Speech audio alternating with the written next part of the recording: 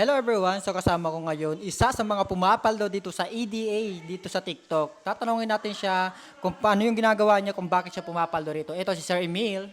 Hi everyone! So this is Emil Fuentes, one of the ADA affiliate. And yes, tama ang narinig mo kay Sir Bernie. Isa tayo sa mga pumapalo dito. And ito yung ginagawa ko dito. So first is yung paggamit ko ng cellphone and yung laptop. Before is parang scroll-scroll lang tayo. But right now, because of the system of ADA, natutunan natin kung paano talaga mas ma-maximize yung mga libreng oras natin at yung tamang paggamit talaga ng cellphone natin. And syempre, dapat next yan is yung maging coachable ka. Kasi once na naging coachable ka, lahat ng ituturo sa'yo dito is mabilis mo ma-absorb at matututunan talaga. And syempre, para magkaroon ka ng access dito is kailangan mo mag-enroll dito sa ADA.